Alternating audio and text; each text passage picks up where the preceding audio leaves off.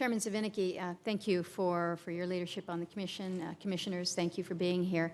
You mentioned the NuScale application with SMRs. As I mentioned, we look to these new developments as real opportunities. I'm also very excited by the prospect of microreactors that could provide low-cost electricity to some of our very rural, remote villages, also some of our resource projects that are not connected to anything, that are lacking access to energy generation, but also military installations, again, in remote areas in Alaska.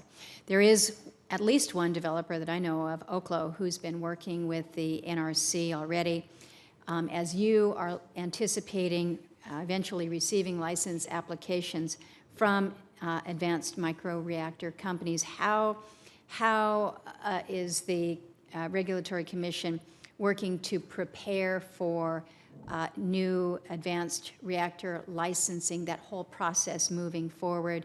And do you anticipate the license requirements different for these advanced reactors that are just different in terms of their safety?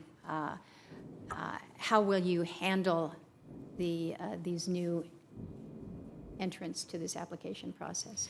Well, thank you for the question. Just yesterday, our commission had a public session where we met with representatives of a number of the advanced reactor technology companies. And something that I was struck by is it is a tremendous diversity of technologies, of fuel types. And as a regulator that's been regulating power reactors that in general are fairly similar to each other, getting in place our regulatory preparedness is something that we have to go about with a lot of care and discipline. One of the ways that we do that is to stay engaged in deep communications with the technology development community, also with our colleagues in the U.S. Department of Energy and the national laboratories and other research institutions like EPRI that are participating in creating the fundamental knowledge base that will move forward not only the development of the reactor designs themselves, but the kind of foundational knowledge base that we will need as the safety regulator to reach the kind of independent safety conclusions that we have to reach. So you also need to focus on your own workforce there at the Commission to ensure that you're going to be in a position to regulate, but recognizing that there's a variety here that you're looking at, and it is not just, I don't want to call them cookie cutter, but a more routine application process from what you have historically seen before the Commission. And what that represents, Senator, is such a diversity of materials, again, we just need to understand a lot of the physical properties, the way these materials will be utilized, the temperature and pressure conditions under which these materials will be subject.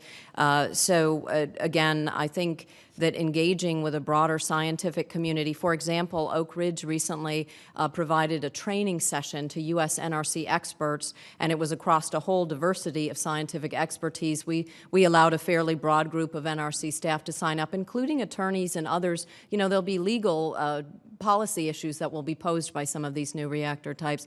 So that was helpful. We picked molten salt reactor technologies, and I'm sure that was disappointing to advanced reactor developers who don't have molten salt reactors. But it's hard for us until someone really emerges from the pack. You mentioned Oklo. They've been out to see us a lot, and I think that they are moving far along in their pre-application engagement with the regulator. But someone else could emerge from the pack and then be the first to submit a design for review. So we're trying to stay very agile about it and just, again, be showing up and communicating with developers and getting a good sense of their plans. Let me ask you about this process to commercialization. I've been concerned about the loss of global leadership in the nuclear space, and I know the world still considers the NRC to be the gold standard for nuclear regulation, and I think rightfully so. But I'm in the camp that says it's important to be accelerating our efforts, leveraging the federal government's R&D programs, the partnerships that we have with industry to really move forward with these advanced reactors, getting them to market. And I'm afraid that if we don't step it up, if we don't hustle, we could miss the massive global export market and I think vacate the seat that we have currently for regulatory and non-proliferation conversations.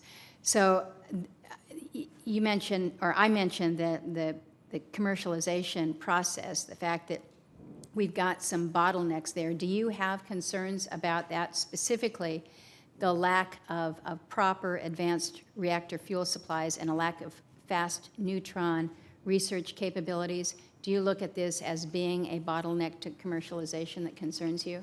Those specific issues did arise in the public meeting of our commission yesterday. The high-assay, low-enriched uranium fuel, which we had DOE representatives at our meeting.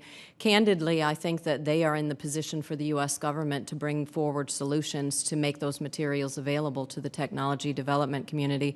And then the testing facilities, we've heard, even with accident-tolerant fuels, that in some cases, if a certain reactor in Norway is not available, Russia would be the only remaining facility that could provide the irradiation services to the technology community. So I think that there are clearly government-wide policy issues and bottlenecks to address there.